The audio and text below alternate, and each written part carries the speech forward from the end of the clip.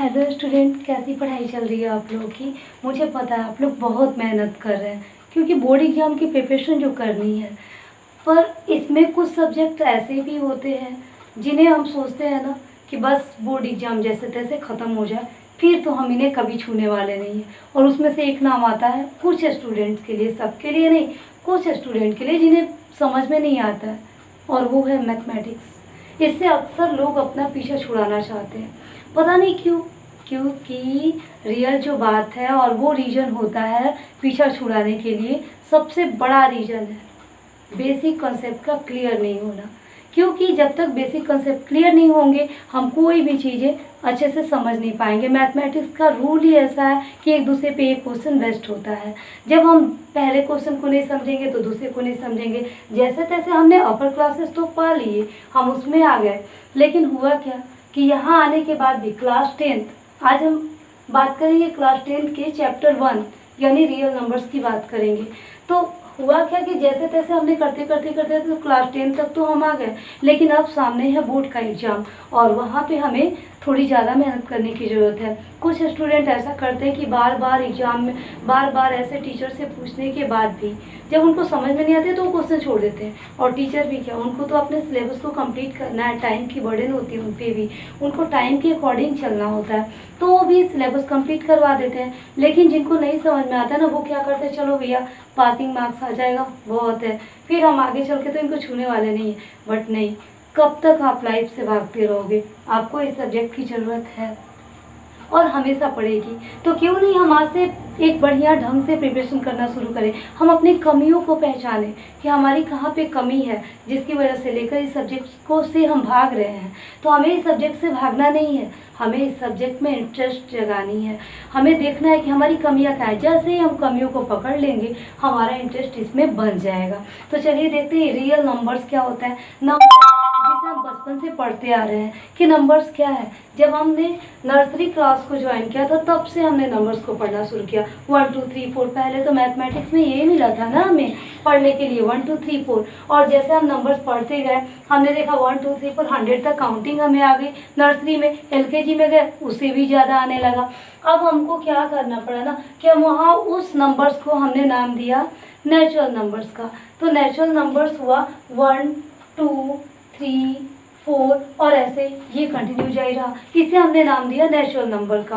भाई whole numbers उठ के आया। नंबर्स के टाइप ऑफ नंबर्स अब हमें पढ़ने हैं क्योंकि हम क्लास 10th में हैं, हमें रियल नंबर तक पहुंचना है। और ये जान लीजिए कि इस चैनल में हम आप लोग के लिए जो चैनल लेकर आए हैं ना, हाउ टू लर्न ईजली, इसमें आपको कोई भी चीज़ें हम बहुत आसानी से समझाने वाले हैं। तो ये जान लीजिए कि ये जो नेचुरल नंबर है कि भाई रियल नंबर तक हम पहुँचेंगे कैसे। हमें पहुँचना है रियल नंबर तक। रियल नंबर तक पहुँचने से पहले हमें ये सारे टाइप ऑफ नंबर जानने होंगे क्योंकि इन्हीं में से निकल के आएगा रियल नंबर्स। तो चलिए जानते हैं नेचुरल नंबर आप जान गए।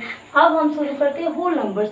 होल नंबर्स क्या होता है भाई, जब 0 1 2 3 और 4 ये सब ऐसे जारी रहता है ना, एक सेट बनता है 0 से लेकर 1 2 3 4। यानी नेचुरल नंबर जब नेचुरल नंबर में शामिल होता है 0 तो यहाँ होल नंबर का ये सेट कहलाता है। उसके बाद आया माइनस के नंबर्स को हम कहाँ रखें, -3 -2 -1 0 1 2 3 4 और ऐसे ऐसे करके ये जारी रहता है। तो इस सेट को हम क्या कहेंगे, जिसमें होल नंबर्स के साथ सब्ट्रैक्ट यानी माइनस वाले नंबर्स भी ऐड हो गए।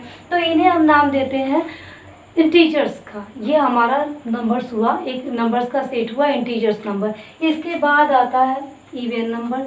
इवन नंबर्स क्या होते हैं, सभी जानते हैं कि जो 2 से पूरा पूरा भाग लग जाए यानी कट जाए वो इवन नंबर्स होता है। तो इवन नंबर्स में हम देखते हुए 2 से भाग तो लग जाएगा, लेकिन कितने को भाग लगाते रहेंगे आप कब तक। और अगर ऐसे पहचानते हैं तो 20 2 10 या 20 होता है। तो हमने आपसे ऑलरेडी कहा है कि हम बेसिक कॉन्सेप्ट आपको क्लियर करते जाएंगे हर एक क्वेश्चन पर। तो चलिए देख लेते हैं इवन नंबर्स किसे कहते हैं। यानी मान लीजिए कि उसके फर्स्ट प्लेस पे कोई तो पहचान होगी, चलिए हम पहचान बताते हैं। फर्स्ट प्लेस पे होना चाहिए 2 0 2 4 6 8। बस इतने नंबर्स अगर फर्स्ट प्लेस पे आ गए ना तो मान लीजिए कि वो इवन नंबर्स है। जैसे एक फॉर एग्जांपल हम लेते हैं 402 फर्स्ट प्लेस यानी कि लास्ट डिजिट क्या आया 2 आया। ऐसे हम लेते हैं 100, 100 में हम देखते हैं कि लास्ट प्लेस यानी फर्स्ट प्लेस में हमारा क्या आया, 0 आया। तो ऐसे करके हमारा ये नंबर्स क्या कहलाता है, इवन नंबर। हमने पहचान बहुत आसानी से कर ली। ऐसे होता है ऑड नंबर। फिर ऑड नंबर क्या होता है, जो 2 से न कटे, इवन का जस्ट अपोजिट। इवन 2 से कटता है और 2 से नहीं कटता है। तो ऑड नंबर जिनमें अब इनको छोड़ के यानी 10 से पहले इनको छोड़ के जो नंबर्स फर्स्ट प्लेस पे आएंगे वो ऑड नंबर कहलाएंगे। उसमें आएगा 1, 3, 5, 7 और 9। अगर ये होता है ना ऐसे फर्स्ट प्लेस पे तो वो मान लीजिएगा ऑड नंबर है। आपने पहचान लिया ऑड नंबर, इवन नंबर पहचान लिया। जैसे इसके एग्जांपल में देखते हैं हम 301, ये हो गया आपका इवन नंबर, ऑड नंबर, क्योंकि फर्स्ट प्लेस पे क्या है, 1 है। यहाँ देखते हैं 5, 7 यानी 57, ये भी हमारा ऑड नंबर होगा क्योंकि फर्स्ट प्लेस पे क्या है यानी लास्ट डिजिट जो है वो 7 है, इसमें 1 है। तो ये हमारा ऑड नंबर हो गया, ये भी हमने पहचान लिया। अब आते हैं प्राइम नंबर्स की तरफ। प्राइम नंबर क्या होते हैं, तो स्टूडेंट प्राइम नंबर्स वो होते हैं जो खुद से कटे, 1 से कटे, उसके अलावा किसी और से ना कटे। तो हमारा प्राइम नंबर देखते हैं होता क्या है, 1 is not a prime number. 1 prime number नहीं होता है, 1 कंपोजिट नंबर नहीं होता है। तो इसके बाद कौन सा नंबर होता है जो प्राइम होता है, यानी 2 एक ऐसा नंबर आता है जो प्राइम नंबर्स होता है, क्योंकि 2 केवल 1 से कटेगा और 2 से कटेगा, इसके अलावा तो ये किससे कटने वाला नहीं है। यानी ये इवन होने के साथ साथ प्राइम नंबर्स भी है, स्मॉलेस्ट प्राइम नंबर, ये जान लीजिए आप। उसके बाद से प्राइम नंबर और कौन होगा, 3 होगा, 5 होगा, 7 होगा, लेकिन 9 प्राइम नंबर नहीं होगा क्योंकि वो 3 से भी कटता है। और हमारे प्राइम नंबर का रूल है कि केवल 1 से कटे और खुद से कटे। तो आप जान जाएंगे कि कौन होगा, 11 होगा, 13 होगा, 17, ऐसे जारी रहेगा। जो 1 से और खुद से कटे, इसके अलावा किसी और से न कटे, यानी उसका कोई और फैक्टर न हो, केवल 2 के अलावा, 1 और वो खुद, 2 ही फैक्टर्स हो सकते हैं, बाकी तीसरा फैक्टर उसका नहीं होगा। कम यहाँ पे देखते हैं हम कंपोजिट नंबर, एक हमने छोड़ दिया है कंपोजिट नंबर। कंपोजिट नंबर क्या होता है ये भी हम देख लेते हैं। कंपोजिट नंबर किसे कहते हैं, कंपोजिट नंबर वो नंबर होता है जो 1 से कटे, खुद से कटे और किसी और भी नंबर से कटे, यानी उसके एटलीस्ट 3 फैक्टर्स तो होने ही चाहिए। जैसे हम सबसे छोटा कंपोजिट नंबर ले तो 2 नहीं है, 1 तो है ही नहीं, 2 भी नहीं है क्योंकि ये भी किसी और से नहीं करता, केवल 1 से करता है, 2 से करता है। 3 लेते हैं ना, ये भी नहीं है। 4 लेते हैं, 4 है, रियली 4 है क्योंकि 4 1 से कटता है, 4 से कटता है और 2 से कटता है। यानी हमने पा लिया 4 सबसे छोटा यानी स्मॉलेस्ट कंपोजिट नंबर के रूप में हमने 4 को पा लिया। उसके बाद नेक्स्ट कंपोजिट नंबर 6 होगा। 6 इसलिए होगा क्योंकि 6 2 से कटता है, पूरा भाग लग जाएगा। 2 के टेबल में आता है, 3 के टेबल में आता है, खुद 6 के टेबल में आता है और 1 के टेबल में आता है। यानी कि ये 4 नंबर से कटते हैं, इनके 4 फैक्टर्स होते हैं। उसके बाद ऐसे अब हमारा आगे भी कंपोजिट नंबर चलता जाएगा। 8 हो गया, 9 हो गया, ये सभी कंपोजिट नंबर है। 10 हो गया, 11 तो नहीं, 11 तो बस ऑड नंबर है। तो ये हमारे प्राइम नंबर्स भी है और ये हमारे कंपोजिट नंबर है। अब हमें देखना है को प्राइम नंबर्स क्या होते हैं। को प्राइम नंबर यानी पेयर ऑफ नंबर्स, ऐसे नंबर जिनके HCF, मैंने बेसिक कंसेप्ट बताया है। तो HCF तो आप जानती होंगे निकाला, और नहीं निकालते तो अगले टॉपिक में हम बता देंगे। तो HCF अगर जिस पेयर ऑफ नंबर्स का यानी 2 जोड़े की संख्याओं का अगर HCF 1 आता है तो वो को प्राइम नंबर्स है। जैसे हम एग्जांपल के लिए लेते हैं 7 और 9 को लेते हैं, इनका HCF कभी भी आप जब फाइंड करेंगे तो 1 आएगा। अगर हम 3 और 5 को लेते हैं तो इनका भी HCF 1 आएगा, इसके अलावा कुछ नहीं आने वाला। तो ये पेयर ऑफ नंबर्स होते हैं यानी जोड़े के नंबर्स होते हैं जिनका HCF 1 आना चाहिए, वो होते हैं को प्राइम नंबर्स। अब हम आते हैं रेशनल नंबर, इरेशनल नंबर। शायद इन चीज़ों से मिलके हमारा आएगा रियल नंबर्स। तो रेशनल नंबर्स क्या होते हैं, सबसे अब यहाँ मेन पॉइंट आई है, थोड़ा ऐसा यहाँ पे मेहनत करने की ज़रूरत है स्टूडेंट आप सभी को।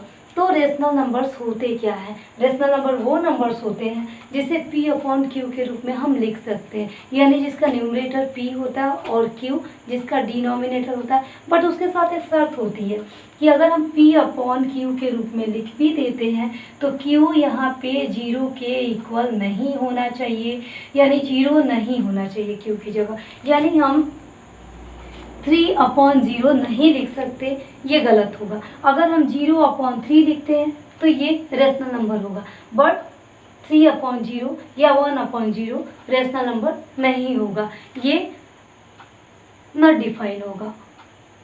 ये नॉट डिफाइन होगा और ये डिफाइन होगा। जब भी किसी भी नंबर्स के नीचे कोई डिजिट होगा तो वो रेशनल नंबर होगा, अदरवाइज वो रेशनल नंबर, अगर 0 नीचे है तो रेशनल नंबर नहीं होगा। अगर हम केवल 2 को लेते हैं, सपोज दैट अगर केवल हमने 2 को ले लिया तो क्या 2 रेशनल नंबर है, क्योंकि इसका डिनोमिनेटर तो नहीं है। बट अगर हम चाहें तो इसका डिनोमिनेटर बना सकते हैं, नीचे 1 राइट कर देंगे।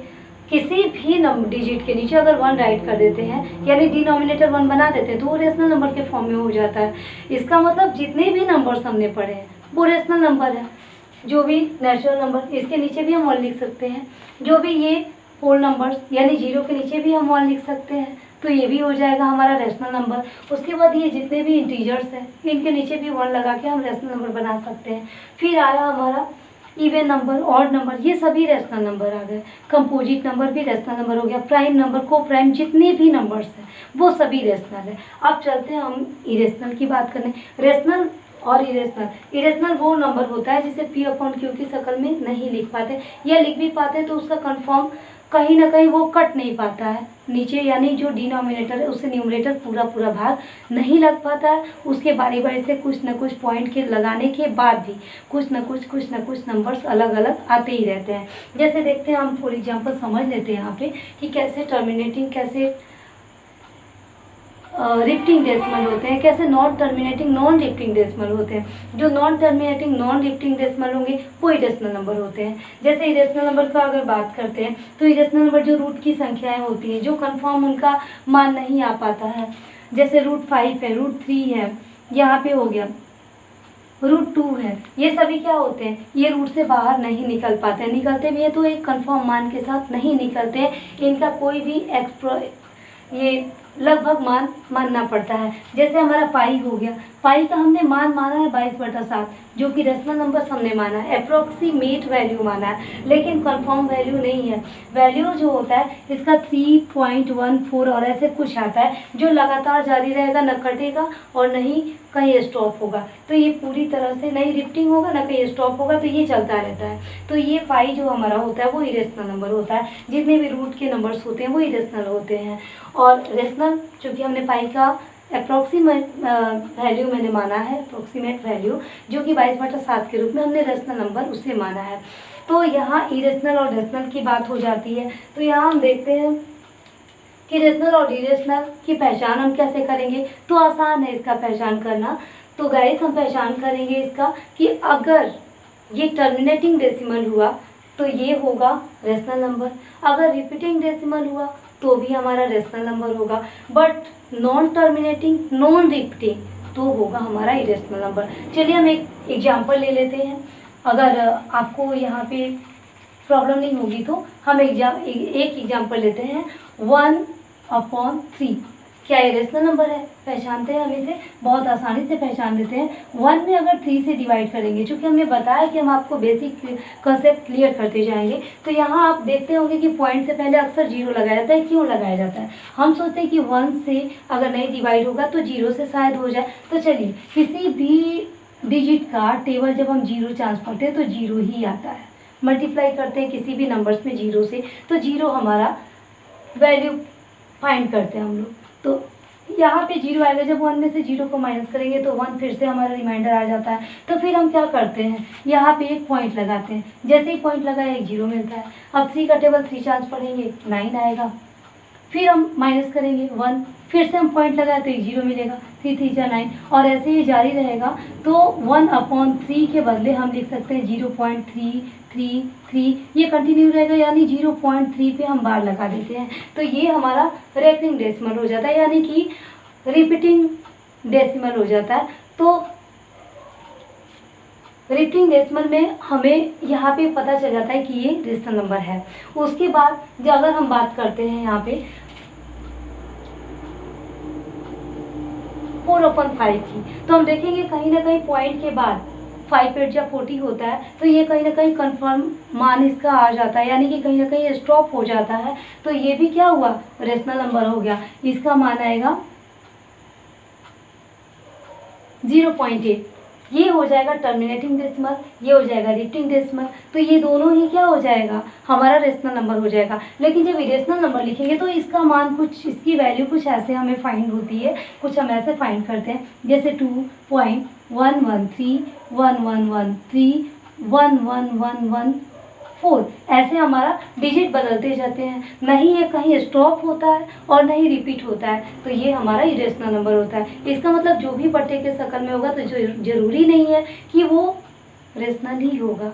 अगर उसका ऐसे वैल्यू आता है, ऐसे मान आता है, तो वो रेशनल नहीं है, वो इरेशनल होगा। और जिसका कंफर्म मान आ जाता है या फिर रिपीट के फॉर्म में आता है तो वो रेशनल नंबर्स होगा। और यही रेशनल और इरेशनल मिला के बनते हैं रियल नंबर्स। तो हमने बोला था ना कि इन्हीं नंबर्स में से निकल के आएगा हमारा रियल नंबर्स, जो चैप्टर फर्स्ट है। आगे भी हमें बहुत कुछ इस चैप्टर में पढ़ने हैं, हम आगे पढ़ाएंगे। लेकिन पहले आप हमारे चैनल को सब्सक्राइब कीजिए और हमें बताइए, अगर अच्छा लगता है, आपके लिए हेल्पफुल हो रहा है, तो आप किसी और की हेल्प के लिए इसे शेयर कीजिए और हमें कमेंट में बताइए कि ये आपको कैसा लगा आज का पढ़ाया हुआ, कि आपको कुछ हेल्प मिली, आपके बेसिक कंसेप्ट क्लियर हो पाए। अगर ऐसा है तो थैंक यू आपको देखने के लिए, थैंक यू ये वीडियो देखने के लिए, थैंक यू सो मच। आप शेयर करेंगे, आप इसे लाइक कीजिए, सब्सक्राइब कीजिए, ताकि हमारी मेहनत सफल हो। हम आपके लिए आगे और भी मेहनत करना चाह रहे हैं। तो हमें बताइए कि आगे हम किस कंसेप्ट पे